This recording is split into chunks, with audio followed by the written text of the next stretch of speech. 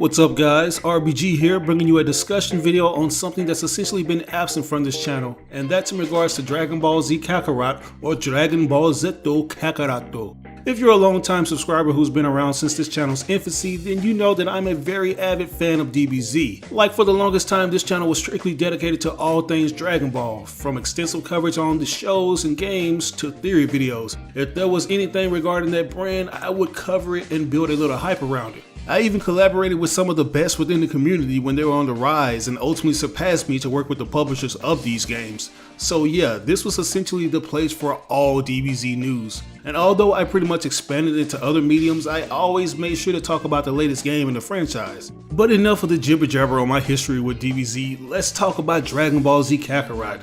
As you read by the title, I haven't been too excited about this game, which is crazy because I made a video a few years back advocating for CyberConnect 2 to make a Dragon Ball Z game. And here we are in 2020 and CC2 has developed a game that's about to be released in less than a week. I just knew they were going to go balls to the wall with this title, and based on what we've seen, they've injected all the things you'd expect them to. The graphics look great, and the attention to detail looks better than anything I've ever seen in a DBZ game. This is essentially the successor to Legacy of Goku we've been asking for over a decade, but there's just something that's keeping me from being hyped about it. Let's look at some of the things that can make or break a game like this one. Rush development. Over the years, there have been DBZ games that have delivered enough to hold us over for the next installment in the franchise. To this day, the PS2 era has arguably been the best era in terms of Dragon Ball Z video games. I say Dragon Ball Z Budokai 3 is that one title that every fan can go back and play over and over because of the replay value.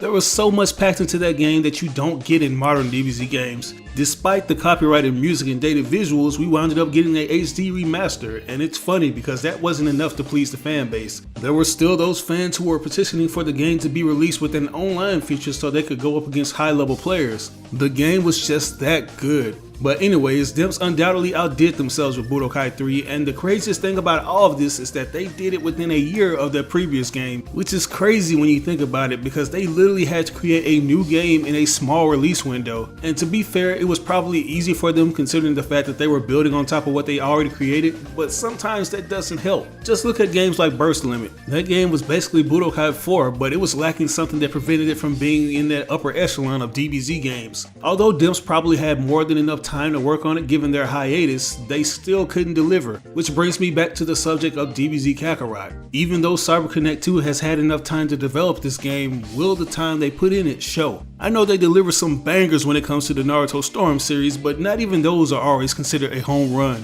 At least to me they aren't. They've been releasing these games basically using the same graphics engine for over 10 years, and for the most part they've been the same game with a few new bells and whistles added here and there. You got the epic ultimate finishers that were trimmed down once they introduced the online feature, and you have the crazy looking QuickTime events that put the original animated scenes to shame because CyberConnect 2 is that damn good at what they do. That's pretty much it for me. Everything else felt as if there was nothing more to offer in terms of replay value. By the time Ultimate Ninja Storm 4 came around, I was phoning it in because I only cared about the story mode and how awesome CC2 made the action sequences look compared to the anime. One of my fears is that DBZ Kakarot will have a similar effect where I'm entertained by some of the features like the story and exploration, but it won't be enough to get me to play it again, especially given the fact that we're basically replaying the same stale stories we played in previous Dragon Ball Z titles. Like how many times are we gonna play through the Saiyan, Frieza, Android, and Buu saga? That's become the Achilles heel of the franchise. And with each entry, Namco Bandai and their developers have found ways to retell the stories in various formats. That was all fine and dandy back in the day, but given the fact that the lore has been expanded upon in the form of Dragon Ball Super, we should be getting new stories, not the refurbished stories that have become a running joke with critics who already shit on the games. Before these arcs were confirmed to be in the story mode and the name of the game's title was revealed as Dragon Ball Z Kakarot, I assumed that we were going to at least get a story going back to the very beginning, where we see Goku sent off planet Vegeta and we get to play through all his adventures as a kid and see him grow into the warrior we know him as today. Can you just imagine how epic that would have been? We're talking going back to the basics and learning how to do the simple things like shooting ki blast and flying. Not to mention that would have added more hours to the game's story. And I get it, man, Dragon Ball Z is the more popular of the two, but Dragon Ball has some of the greatest moments that are worthy of being made into an action RPG. And since we're on the topic of this being in the RPG genre, I feel like I have to bring up the Xenoverse series because of how similar it is to Dragon Ball Z Kakarot. It's a role-playing DBZ game that goes out of their way to give us something new. Instead of opting to follow the tradition of retelling the same story of its predecessors, it features an entirely new story, and when they do decide to go back to those classic arcs, they at least try to retell it in a way that completely swerves us. Like, I'm not trying to downplay what CC2 is doing with this game because I think they're gonna have the best execution when it comes to retelling those stories, and the extra content that's supposed to resolve unanswered questions is gonna be cool, but some fans are gonna be turned off by the fact that this game's story doesn't go past DBZ. You're obviously gonna have people asking where's the Battle of Gods and Tournaments of Power arcs that have arguably catapulted the series to new heights. Like, we gotta think about stuff like that. Something else I'm a little concerned about is how they execute certain iconic moments. As mentioned earlier, when it comes to translating fights to these epic quick-time event cutscenes, CC2 is the best. You just know that they're gonna go the distance and outdo the anime these properties are based off of. But I'm already noticing something that a lot of fans have taken an issue with, and that is CyberConnect 2's decision to mainly adopt iconic scenes from the Dragon Ball manga as opposed to the anime. If any of you have read the manga, then you know that there are a lot of stark differences from the Toriyama illustrated moments as opposed to how Toei adapted them. Something that a majority of Dragon Ball fans have in common is that they got into the series through the anime. Like, that was essentially one of the gateway series that got a lot of people into anime, and eventually they were introduced to manga. But if we're gonna be honest, a majority of us weren't that interested in reading the Dragon Ball manga. It's not like it is now where we're reading the latest chapter of Dragon Ball Super because it features new stories that have yet to be adapted into animation. If we already saw what happened in the Dragon Ball Z anime, chances were we weren't gonna go back and reread the manga.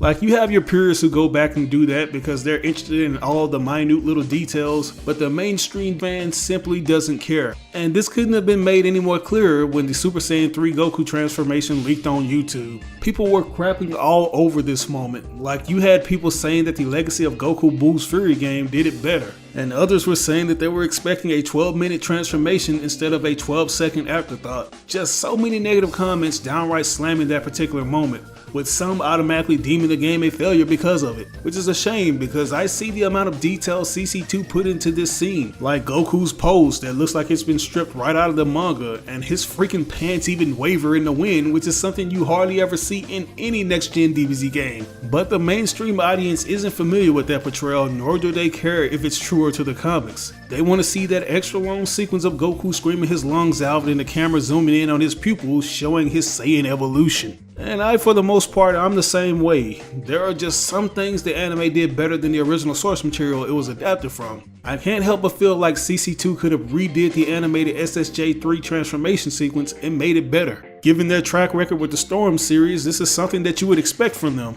I wouldn't even mind if that sequence had some form of QuickTime events in it, but they decided to go the purist route. As a matter of fact, they went so far into that purist route that they decided that it would be a bright idea to reuse the score from the show. And I don't know about you guys, but I'm not a fan of Shunsuke Kikuchi's score in the Dragon Ball Z series. No disrespect to the guy, but I didn't grow up with his music when I watched the show, and if there was ever an option on the DVD's menu, I'd choose the Faulkner score in a heartbeat. The Japanese soundtrack may have been good for its time, but I find myself being less engaged in certain fight scenes when I listen to it. And this is coming from someone who prefers the original soundtrack to anime. Like, I'm not one of those Faulkner fanboys who are clinging on to the good old days of English broadcast and DBZ. I've actually grown to prefer the original songs, and I love how the soundtracks have evolved with series like Dragon Ball Super. Toei has obviously found their groove when it comes to that specific element of anime, and everyone seems to love Super soundtrack. It keeps the viewers engaged, and it sounds more up to date as opposed to the old score we've heard in DBZ. I was already a bit iffy about DBZ Kakarot soundtrack because of how much the music sounds the same in games developed by CC2.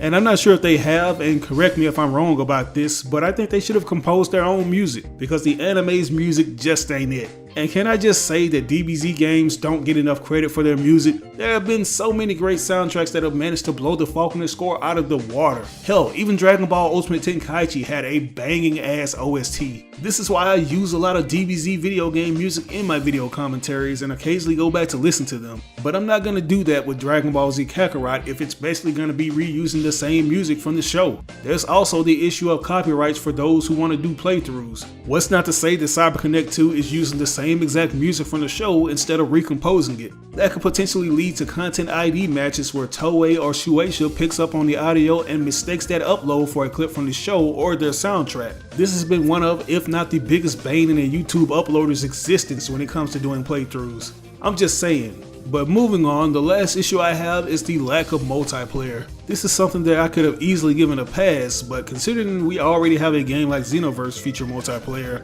and it pretty much has a similar gameplay style, kinda makes Dragon Ball Z Kakarot a bit of a letdown to fans who may have wanted to face other players locally or online. Multiplayer has essentially become a must-have for the franchise, so it sucks that an ambitious title such as this one is going to be strictly a single-player game. But anyways guys, I don't want you to think that I'm completely bashing this game or trying to deter you from getting it, because I absolutely think you should pick it up if you're a devout fan of Dragon Ball. As I said, the game looks breathtaking and it's without a doubt going to be one of the most ambitious titles CyberConnect 2 has ever worked on. I just wish that they did a few things differently to ensure that this is going to be the best Dragon Ball Z game ever released. Anyways guys, what do you think about all this? Do you agree with some of the issues I have with the game? Let me know down in the comments below. As always, I ask you like or dislike the video. It doesn't have to be a thumbs up, it can be a thumbs down. Any feedback is good feedback and will only help me improve on future videos. But if you really enjoyed the video, it would help me out tremendously if you shared it with all your friends and followers on social media. Sharing really makes a difference. This was your boy RBG signing out on another video. I will catch you guys later. Peace out.